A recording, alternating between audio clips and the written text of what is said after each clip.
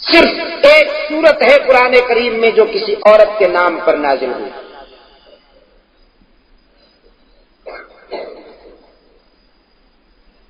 فرزندان اسلام جذباتی طور پر یہی چاہتے ہیں کہ وہ سورت خاتون اول ام المومنین سیدہ خدیجۃ الکبریٰ رضی اللہ تعالی عنہا کے نام پر نازل ہوتی، یا ام المومنین سیدہ عائشہ صدیقہ رضی اللہ تعالی عنہا کے نام پر نازل ہوتی، یا سیدہ زینب، سیدہ حفصہ یا ام حبیبہ رضوان اللہ علیہن اجمعین کے نام پر نازل ہوتی. مگر نہیں، وہ ایک سورت قرآن کریم میں جو کسی عورت کے نام پر نازل ہوئی ہے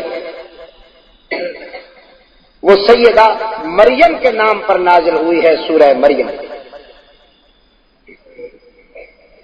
بے شک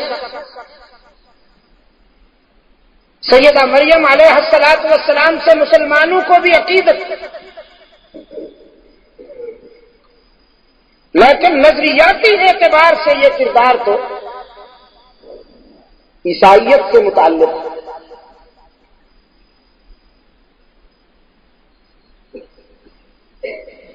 یہودیوں نے سب سے پہلے جب ان مقدس کرداروں پر دلازار الزامات کی سنگباری کی،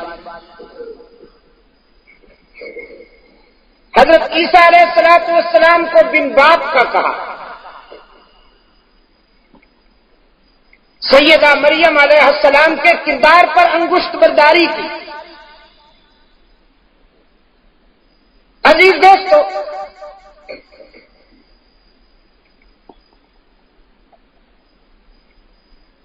بائبل نے حضرت عیسیٰ علیہ السلام کے متعلق صرف یہ کہہ کر اکتفا کیا کہ المسیح ابن اللہ، اور یہودیوں کے ان الزامات کے جواب میں کہ جو انہوں نے سیدہ مریم علیہ السلام پر لگائے تھے، بائبل کے پاس کوئی وزنی مواد نہیں، جبکہ قرآن کریم وکیل صفائی کی حیثیت فکر و نظر کے چوراہے پہ کھڑا ہو کر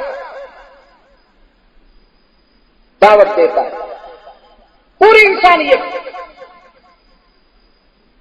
ضمناً یہودیوں کی بد زبانی کا جواب بھی ملتا، لیکن قرآن کریم پوری انسانیت کو دعوت فکر دیتے ہوئے اس عفیفہ کا دفاع کرنے کا حق ادا کرتا. اللہ نے اپنے محبوب صلی اللہ علیہ وسلم پر قرآنی صداقتیں جب نازل کی ہیں تو رب العالمین نے اپنے محبوب کو بطور خاص خطاب کرتے ہوئے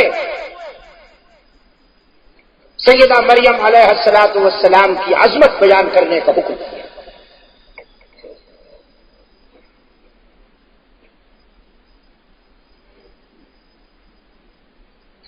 فرمایا وَاذْكُرْ فِي الْكِتَابِ مریم،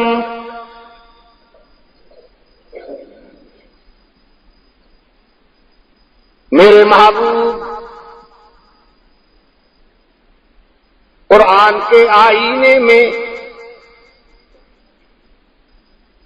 آپ سیدہ مریم کی عظمتوں اور صداقتوں کی تابانی دیکھیے، ان کی شخصیت کی پاکیزگی دیکھیے، خود بھی محسوس کیجیے اور عالم انسانیت تک بھی پہنچائیے. وَاذْكُرْ فِي الْكِتَابِ مریم، ایک مستقل چیپٹر ہے یہ نہیں کہ ضمناً کچھ کہا اور گزر گیا قرآن کریم.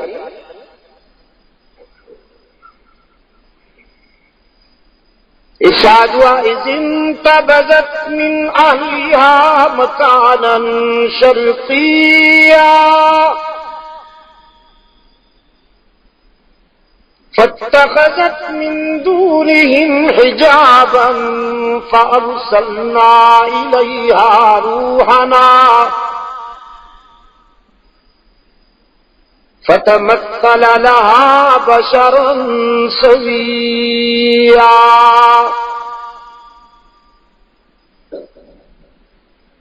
جب وہ پاک باز خاتون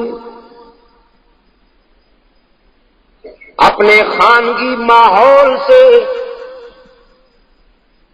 خلوت کی طرف کنارہ کش ہوئی،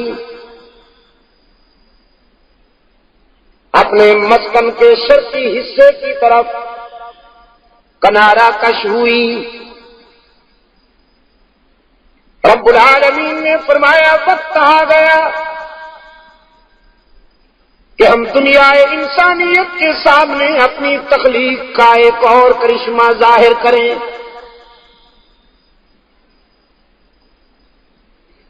ایک کرشمہ تو یہ کہ حضرت آدم کو پیدا کیا بغیر ماں اور باپ کے، پھر سیدہ حوا کو پیدا کیا بغیر ماں کے. اب تیسرا رخ باقی تھا کہ کوئی بغیر باپ کے بھی پیدا ہو،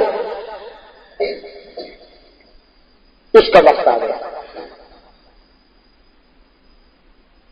اب تعالیٰ نے فرمایا فَأَرْسَلْنَا إِلَيْهَا رُوحَنَا، تو ہم نے مریم کے پاس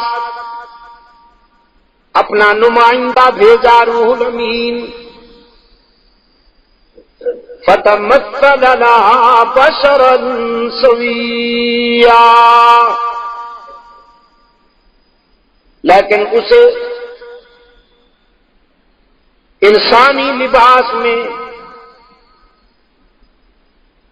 سیدہ مریم کے پاس بھیجا. تھا تو نوری، لیکن اب تعالیٰ نے حکمت و مصلحت کے ساتھ اسے انسانی لباس میں بھیجا، بشریت کے لبادے میں بھیجا. اور پشاور کے روشن ضمیروں، قرآن کریم کی دیانت دیکھیے کہ جب کوئی نوری لباس بشر میں بھیجا گیا تو قرآن کریم نے اسے معمہ نہیں رہنے دیا، صاف بتا دیا کہ یہ حقیقت میں نوری ہے، لباس بشر میں آیا، واضح کر دیا. فَتَمَثَّلَ لَهَا بَشَرًا سَوِيًّا.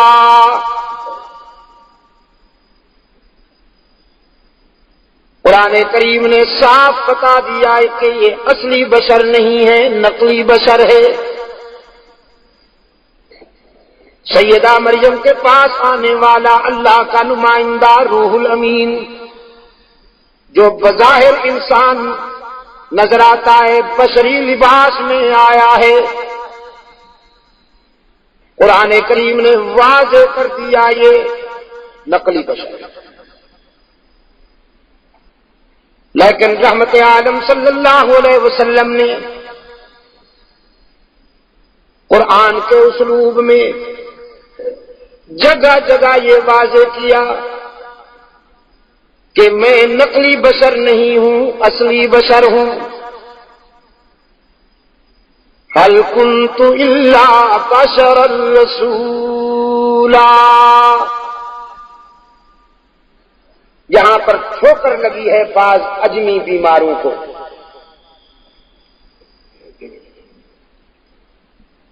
انہوں نے کہا نہیں، جس طرح سیدہ مریم کے پاس نوری آیا تھا لباس بشر میں، ہمارے پاس بھی اللہ کا رسول لباس بشر میں آیا ہے، لیکن در حقیقت بشر نہیں ہے۔ عزیز دوستو، میں یہ بار بار کہا کرتا ہوں، قرآن فہمی بہت بڑی خوش نصیبی، ذالک فضل اللہ یؤتیہ من یشاء، یہ اللہ کا فضل ہے جس پہ ہو جائے کہ اسے قرآن سمجھ میں آ جائے۔ عجم میں بہت سی بیماریاں اس لیے پھیلی ہیں کہ قرآن کو سمجھا نہیں گیا، پڑھا گیا، چوما گیا، اس کی قسمیں کھائی گئیں، اسے زرین غلافوں میں لپیٹ کر الماریوں میں سجایا گیا، لیکن سمجھا نہیں گیا، جس سے ذہنی بیماریاں پیدا ہوئی۔ قرآن کریم کو سمجھنے کی اللہ نے جنہیں توفیق بخشی ہے، وہ جھوم اٹھتے ہیں قرآن کریم کی اس بلاغت پر کہ جب کوئی نوری لباس بشر میں آتا ہے تو قرآن اسے فتمثل لها بشرا سویا کہتا ہے، اور جب سید البشر صلی اللہ علیہ وسلم اپنا تعارف کراتے ہیں تو پوری وضاحت کے ساتھ فرماتے ہیں کہ میں بشر ہوں، بنی نوع انسان سے تعلق رکھتا ہوں، خاکی ہوں، اور ویسے بھی میں نے پہلی ملاقاتوں میں بھی شاید کسی موقع پر عرض کیا کہ اللہ کی تمام مخلوق میں بشر افضل ترین مخلوق ہے، اس کی عظمت کا مقابلہ نہ ناری کر سکتے ہیں نہ نوری کر سکتے ہیں۔ اجرائے نبوت نہ نوریوں میں ہوا ہے نہ ناریوں میں۔ آدم علیہ الصلوۃ والسلام سے لے کر رحمت عالم صلی اللہ علیہ وسلم تک جتنے انبیاء آئے ہیں، جتنے رسول آئے ہیں، وہ سب خاکی مخلوق میں سے بشر، کوئی نبی نہ نوری تھا نہ ناری تھا۔ اور میں کہا کرتا ہوں، خاکیوں میں جو انبیاء آئے ہیں ان سب کا تتمہ تو ہو گیا رحمت عالم صلی اللہ علیہ وسلم کی رسالت۔ اب خاکیوں میں سے تو کوئی قیامت تک نبی نہیں آ سکتا۔ یہ مسٹر قادیانی اگر اس کو نبی بننے کا شوق ہے تو پھر اسے ناریوں میں سے ہی ہونا پڑے گا،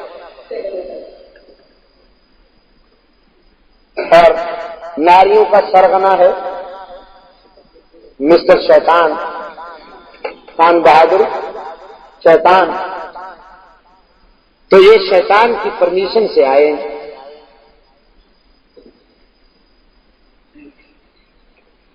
عزیز دوستو،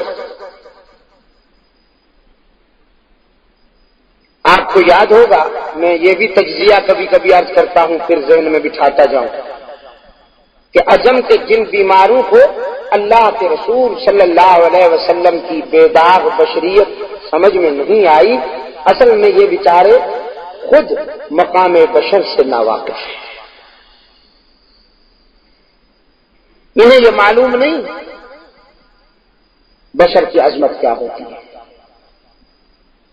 یہ سمجھتے ہیں دو آنکھوں والے، دو پاؤں والے، دو بازو والے، ایک سر والے ڈھانچے کو بشر کہتے ہیں، جو بول و براز سے بھرا ہوا مجسمہ ہو۔ اور قرآن کریم ان ڈھانچوں کو بشریت کا معیار قرار نہیں دیتا۔ قرآن تو ایسے ڈھانچوں کو کل انعام کہہ کر بھی چپ نہیں رہتا، بل ہم ازل کہتا ہے۔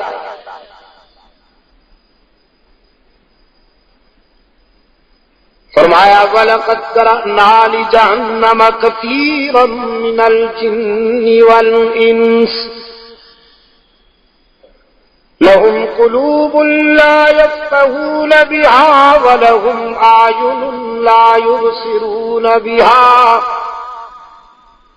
وَلَهُمْ آذَانٌ لَا يَسْمَعُونَ بِهَا أُولَئِكَ كَالْأَنْعَامِ بَلْ هُمْ أَضَلُّ أُولَئِكَ هُمُ الْغَافِلُونَ۔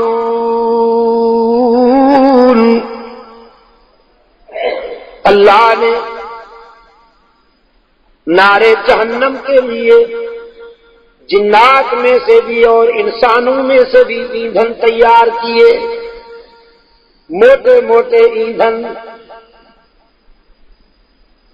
دیکھیے نا، چھوٹی آگ میں چھوٹی لکڑی، اور انگیٹھی بڑی ہو، شعلے زیادہ ہوں تو وہاں پھر لکڑیاں بھی موٹی موٹی ڈالی جاتی ہیں۔ بڑے پلے ہوئے ڈھانچے تیار ہیں جہنم کے لیے۔ فرمایا لہم قلوب لا یفقہون بہا، ان کے سینوں میں دل ضرور ہیں لیکن تفقہ سے خالی، ان کے چہروں میں آنکھیں ضرور ہیں لیکن بصیرت سے خالی،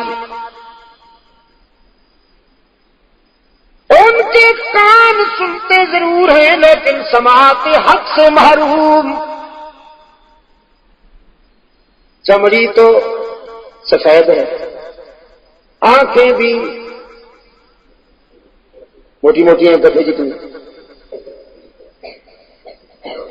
سنتے بھی بڑے تیز ہیں، حساس۔ لیکن قرآن کریم نے فرمایا اولئک کالانعام بل ہم اضل، یہ تو مویشیوں اور بہائم سے بھی گئے گزرے ہیں، اس لیے کہ انہوں نے مقصد تخلیق کو پورا نہیں کیا۔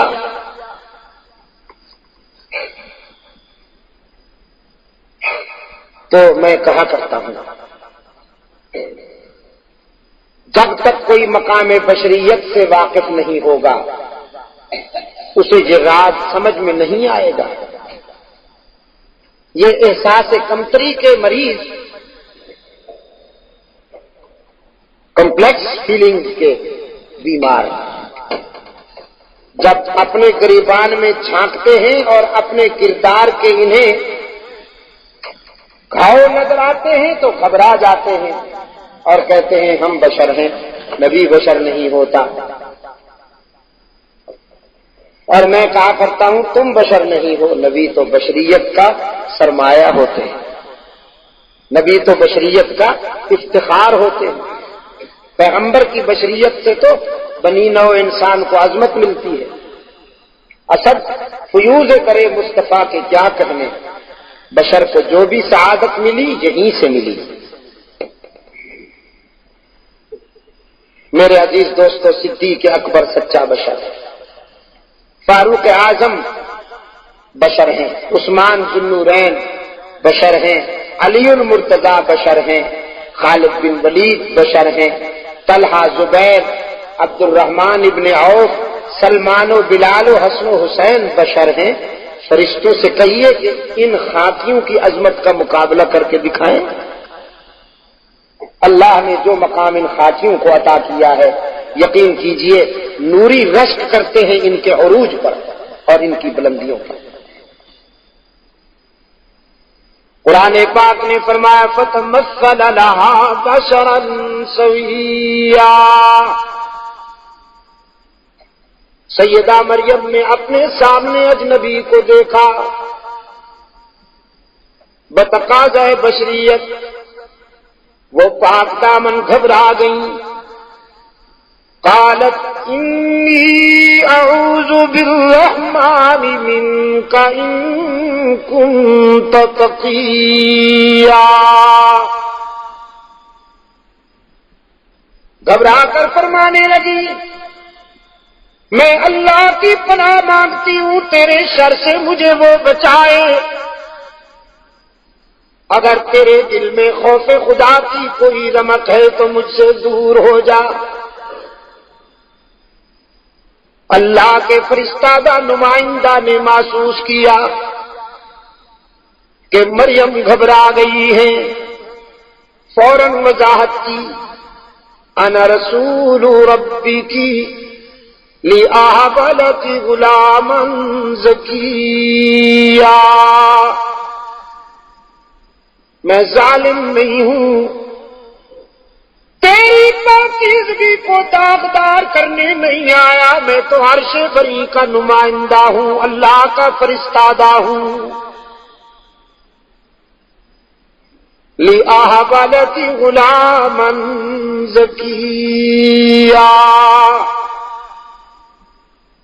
تجھے پاک باز بیٹے کی بشارت دینے آیا ہوں۔ سیدہ مریم کی حیرت کی انتہا نہ رہی، فرمانے لگی بیٹا کیسے، انا یکون لی غلام ولم یمسسنی بشر ولم اک بغیا، میری تو شادی نہیں ہوئی، مجھے تو غیر محرم کا قرب آج تک نصیب نہیں ہوا، بیٹا کیسے ہوگا؟ اللہ کے فرستادہ نے وضاحت کی، قال كذلك قال ربك هو علي هين ولنجعله آية للناس ورحمة منا وكان أمرا مقضيا، اللہ کا فیصلہ ہے، رب العالمین نے تجھے بیٹا دینے کا فیصلہ کر لیا، وہ اپنی اس تخلیق کو دنیا کے لیے کرشمہ ثابت کرنا چاہتے ہیں، کرشمے کے طور پر پیش کرنا چاہتے ہیں۔ آدم کو بغیر ماں اور باپ کے پیدا کر سکتا ہے، حوا کو بغیر ماں کے پیدا کر سکتا ہے، تو اب بغیر باپ کے تجھے بیٹا دینا چاہتا ہے تاکہ دنیا پر یہ بھی ثابت ہو جائے کہ وہ بغیر باپ کے بھی پیدا کر سکتا ہے، اور یہ بھی بتا دیا وَكَانَ أَمْرًا مَقْضِيًّا، یہ فیصلہ ہو چکا، آپ کے اضطراب یا بے قراری سے یہ فیصلہ ٹلنے والا نہیں، ہو چکا۔ قرآن کہتا ہے فَحَمَلَتْهُ فَانْتَبَذَتْ بِهِ مَكَانًا قَصِيًّا، سیدہ مریم نے بچے کے آثار محسوس کیے تو آبادی سے ویرانے کی طرف چلی گئی، ویرانے میں جا کر ایک سوکھی ہوئی کھجور کے تنے کے ساتھ تکیہ لگا کر بیٹھ گئی اور ماتھا پکڑ کر رونے لگی۔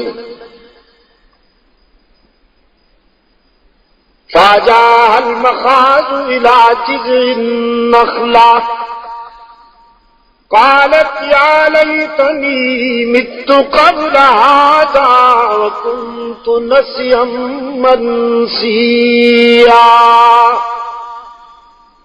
میرے رب شادی کے بغیر بیٹا ہوگا تو قوم کو کیا منہ دکھاؤں گی، کس کس کا منہ بند کروں گی، کس کس کے تانوں کا جواب دوں گی، اے کاش اس دن سے پہلے میں مر چکی ہوتی، نیست و نابود ہو چکی ہوتی، طوفان اٹھ کھڑا ہوگا، انگشت برداری ہوگی، نہ معلوم لوگ کیا کہیں گے، کیا رائے قائم کریں گے۔ قرآن کہتا ہے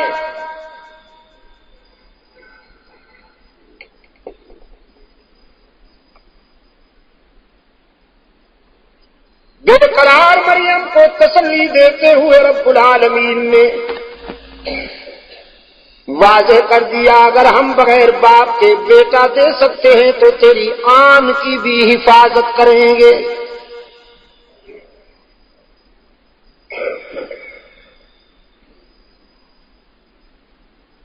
سیدہ مریم کو حکم ہوا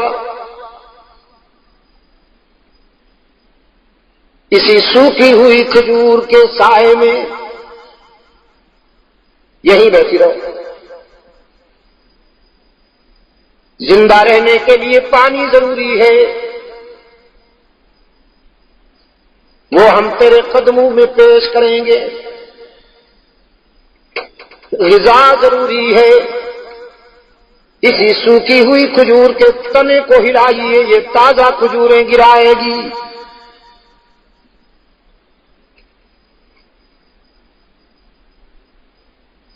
سوکھی کھجوریں ہی گرا دیتی، لیکن روتا بن جنیا سوکھی کھجور تازہ کھجوریں گرائے گی۔ فَكُلِي وَاشْرَبِي وَقَرِّي عَيْنًا،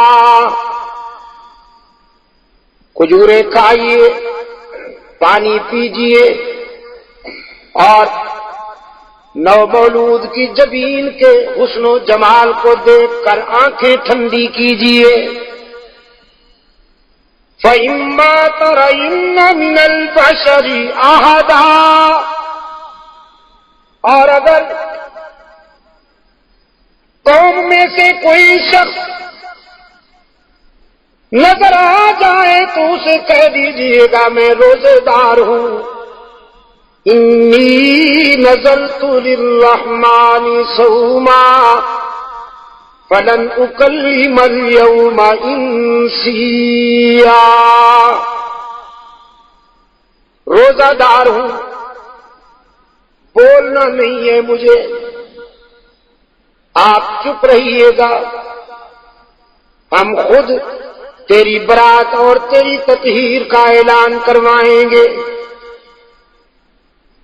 سیدہ مریم نومولود کو لے کر قوم کے سامنے آئی، قوم تو دیکھتے ہی بھڑک اٹھی، یا اخت ہارون ما کان ابوک امرا سوء وما کانت امک بغیا، ہارون جیسے پاک باز بھائی کی بہن، تیرا تو باپ نیک نام، تیری ماں نیک نام، اتنے اچھے گھرانے سے تعلق رکھتی ہے تو، یہ ہم کیا دیکھ رہے ہیں، تیری شادی نہیں ہوئی، بیٹا کہاں سے آیا؟ آقا کی ہدایات کے مطابق سیدہ مریم نے نومولود کی طرف اشارہ کرتے ہوئے فرمایا میرا سر نہ کھاؤ، اسی سے پوچھ لو کہاں سے آیا، کس نے بھیجا؟ فاشارت الیہ، حضرت عیسیٰ علیہ السلام کی طرف اشارہ کیا، قالوا کیف نکلم من کان فی المہد صبیا،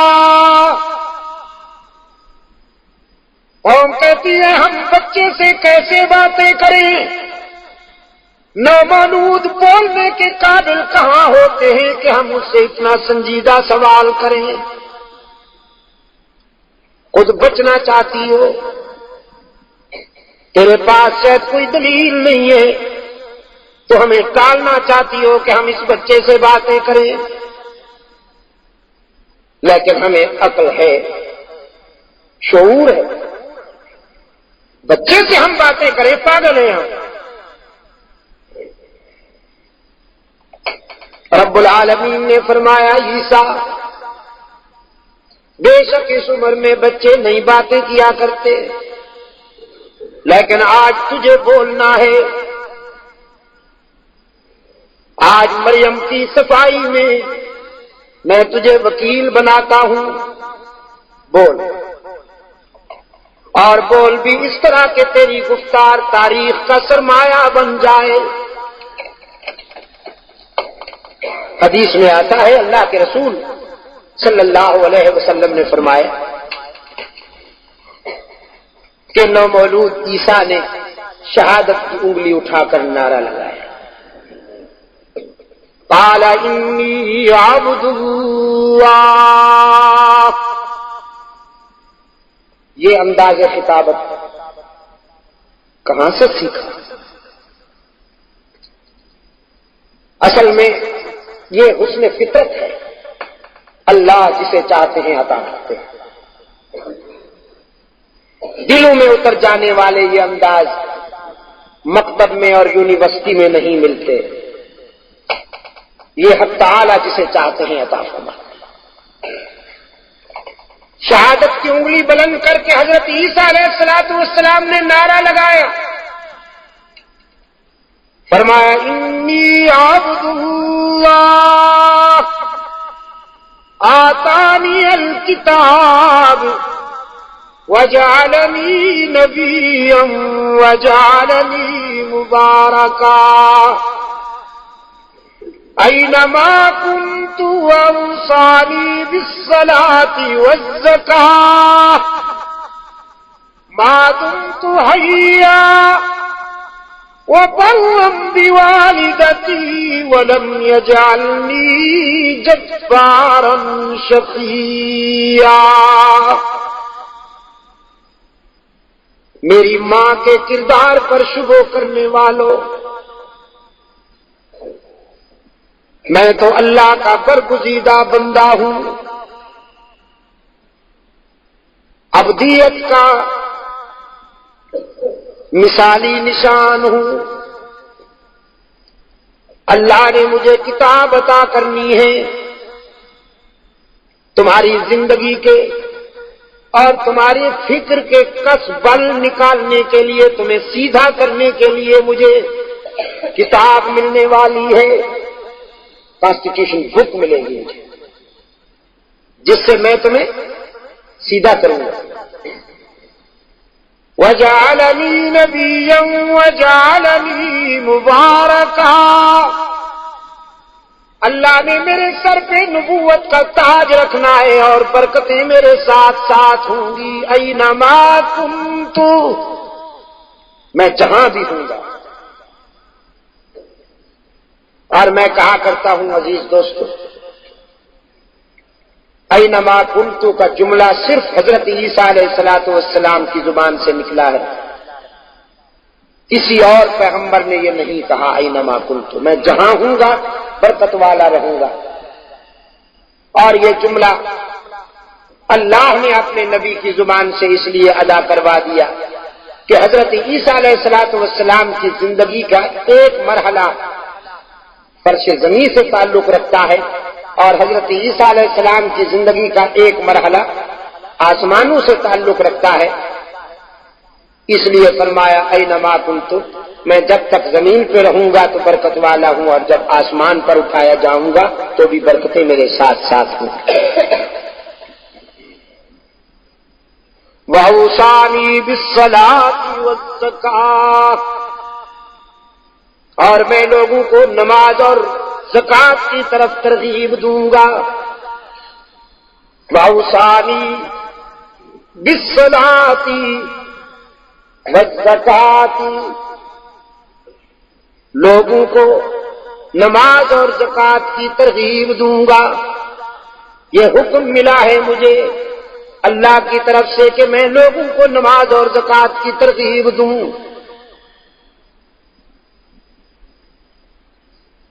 بندوں کے آستانوں پر نہیں، اللہ کے در پہ جھکنے کے لیے لوگوں کو بلاؤں گا۔ خود کٹی نشین ہو کر نہیں بیٹھ جاؤں گا، تعویذ گنڈے کا کاروبار نہیں کروں گا، انسان کی جبین اللہ کے در پہ جھکاؤں گا۔ یہ مشن ہے، یہ پروگرام ہے حضرت عیسیٰ علیہ السلام کا۔ جب تک زندہ رہوں گا یہی مشن جاری رکھوں گا۔ عزیز دوستو، آپ نے دیکھا قرآن کریم نے سیدہ مریم کی پاکیزگی اور سیدہ مریم کی تطہیر کو بیان کرنے کے لیے کتنا دل نشین اسلوب اختیار کیا ہے. بے شک اختصار کا حسن بھی ہے، انداز بیان میں اختصار کا حسن بھی ہے، لیکن وضاحت بھی ہے. کوئی پہلو کس نے نہیں رہنے دیا قرآن کریم نے. اس حد تک بات کی وضاحت کر دی کہ جس حد تک انسانوں کے اذہان و قلوب مطمئن ہو پائیں. دوستو، آپ ابھی بیان سن رہے تھے. آپ سے گزارش ہے کہ میرے اس چینل کو سبسکرائب بھی کریں اور بیل کے آئیکن کو کلک بھی کریں تاکہ ہر نئی آنے والی ویڈیو آپ تک بر وقت پہنچ سکے. شکریہ.